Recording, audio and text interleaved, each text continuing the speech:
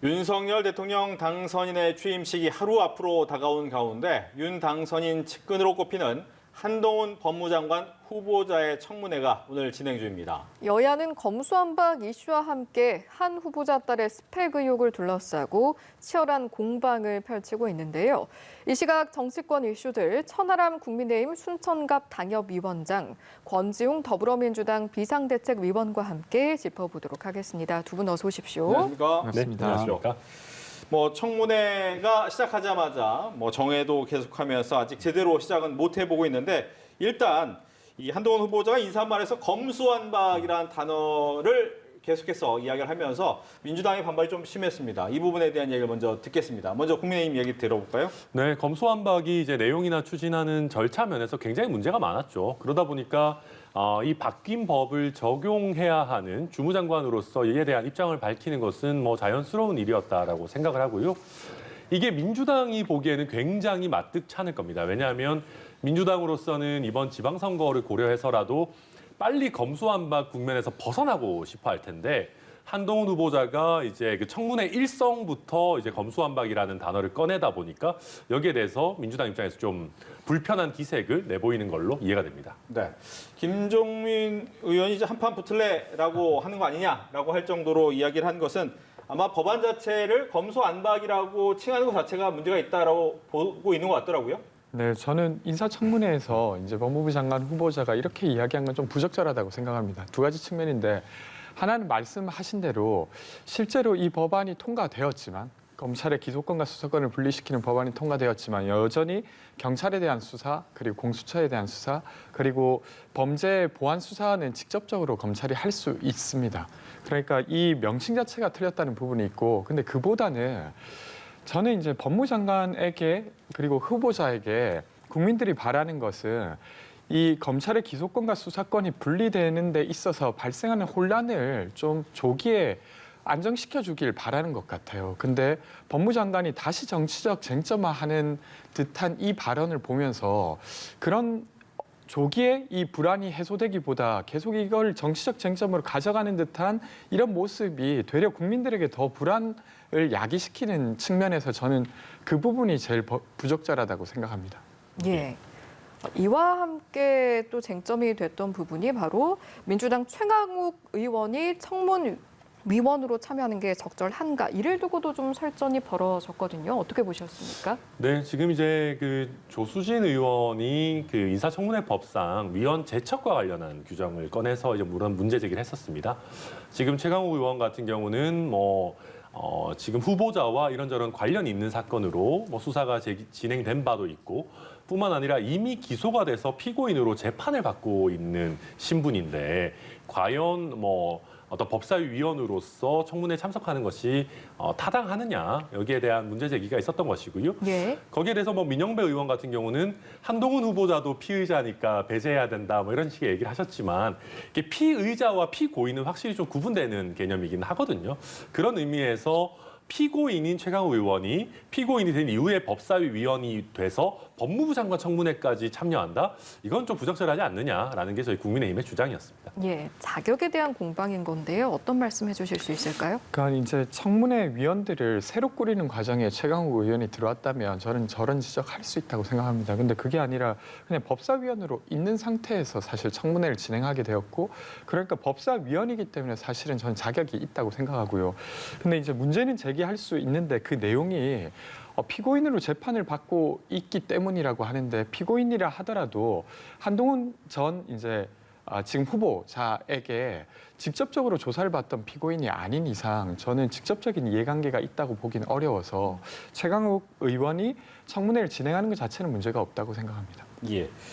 이렇게 검수완박 법안과 관련해서 논란이 되고 있었기 때문에 그 부분에 대한 논란은 충분히 예상했던 부분이고 하지만 이제 한동훈 후보자의 딸의 스펙 문제가 불거졌습니다. 이 문제 같은 경우에는 과거 이제 조국 전 장관의 딸 스펙 문제와도 연결이 되면서 민정에선 굉장히 거세게 이야기를 하고 있는데 이 부분에 대한 논란이 과연 어떤 영향을 미칠지에 대한 생각을 듣겠습니다. 우선 민주당에서도 이제는 조국 장관의 따님의 예를 좀 안 좋은 예로 이제 좀 쓰시는 것 같더라고요. 그래서 이제야 비로소 조국 전 장관의 잘못을 인정하시는 건가라는 생각도 들고요. 우선 뭐 조금 그래도 디테일하게 들어가 보자면 한동훈 후보자의 딸과 관련해서 과도한 왜곡적인 의혹 제기들이 굉장히 많았습니다. 대표적으로 엄마 친구 회사에서 뭐 노트북 50대를 협찬받은 것, 엄마 찬스 아니냐라고 했는데요. 이거에 대해서 알고 보니까 그 한동훈 후보자 딸이 자기 명의로 기부를 해서 그걸 가지고 어디에 써먹은 게 아니고 해당 회사에서 기부 처리를 정상적으로 다 해가지고 오히려 좋은 교육 사업에 이제 제공하는 그런 단초로 삼았더라고요. 그래서 알고 보니까 뭐 미담이더라 이런 것들이 굉장히 많고요. 지금 얘기하는 뭐 논문이라든지 이런 부분도 사실 4쪽짜리 그냥 글입니다. 에세이라고 할 만한 글인데 이걸 논문이라고 해서 부풀려가지고 또 확인되지 않은 외국의 무슨 SNS 이용자를 끌고 와가지고 대필이다 이런 얘기를 하고 있는데 이 사람이 얼마나 확인이 안 된 사람이냐면 우리 국내 언론이 취재 협조를 했을 때도 사례금을 주지 않으면 내가 입을 열지 않겠다라고 할 정도로 거의 뭐 굉장히 확인이 안 된 얘기들이거든요. 그래서 이렇게 무분별하게 의혹 제기를 하면서 이미 문제가 있는 걸로 확인된 조국 전 장관의 예를 갖다 끌어붙이는 거는 저는 좀 과도한 정치적 의혹 제기가 아닌가 싶습니다. 네, 민주당 얘기 듣겠습니다. 저는 조국 전 장관이 자녀에게 했던 일이 부적절하다고 그 전부터 말했던 사람 입장에서는 그러니까 저는 이렇게 보는데요. 그러니까 사실 이제 국제고라고 하는 곳이 사실 등록비가 되게 비싼 학교입니다. 저는 한번 그런 학교를 다니는 친구를 과외한 적이 있었는데 1년에 2천만 원 정도의 등록비가 있었더라고요. 근데 거기에 다니면서 작년에 논문을 한 4-5편을 쓴 거예요. 물론 이제 에세이라고 말씀하시지만 권위 있는 학술지가 아니지만 논문은 맞는 걸로 저는 알고 있습니다.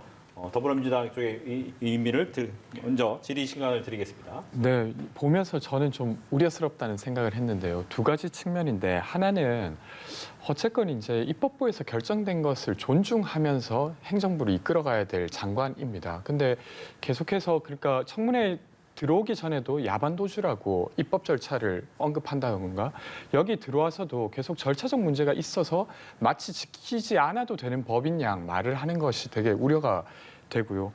2번째는 어떤 사실이 얼마나 중요한가 아닌가는 국민들이 판단할 문제지 스스로 그건 별일 아니라고 할 부분은 아니라고 봅니다. 예를 들면 논문의 대필과 표절과 관련해서 이것에 제기되는 의혹에 대해서 이것이 사실인지 아닌지를 밝혀야 되지 그건 별 문제 아니다라고 말을 하고 있어요.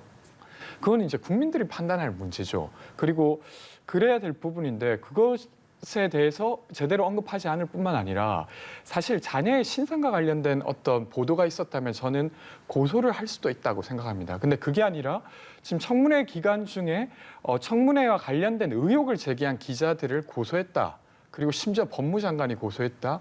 저는 예를 들면 청문회를 당하는 후보자로서의 태도로서도 매우 부적절하다고 봅니다. 그럼 총체적으로 새로운 정부가 성공하길 바라지만 이 정부의 국무위원이 다음과 같이 입법부를 무시하고 그리고 어떤 문제 제기에 대해서도 법무장관의 지위로서 고소하겠다라고 하는 메시지는 저는 국민들 입장에서 되게 억압적인 법무장관의 등장으로 이해되지 않을까 싶습니다. 네, 국민의힘 얘기 듣습니다. 네. 국회가 존중받을 만해야 존중을 하죠. 그러니까 이게 그 한동훈 후보자가 만약에 정상적인 절차로 진행됐던 법안에 대해서 이렇게 뭐 야반도주라는 표현을 썼다라고 하면 당연히 비판받아야 되겠죠. 입법부를 무시하냐라고 할 수가 있는데 검수완박 법안은 누가 봐도 야반도주 형태로 진행이 됐거든요. 그래서 야반도주 된 걸 뭐 야반도주 되지 않았다라고 얘기할 수는 없는 거니까 이걸 갖고 뭐 크게 문제 삼을 건 아닌 것 같고요. 한동훈 후보자 지금 태도를 보면 본인에 대해서 부당하게 뭐 왜곡하거나 터무니없는 문제 제기를 하는 거에 대해서 바로잡을 마음의 자세가 이미 돼 있는 것 같습니다. 그래서 남은 청문회 과정에서도 본인에 대한 뭐 신상에 대한 것뿐만 아니라 검수완박 법안이라든지 법무행정 전반에 관해서 적극적으로 답변을 해 나갈 거기 때문에 이 과정에서 자연스럽게 법무부 장관으로서의 자질 여부가 확인되지 않을까.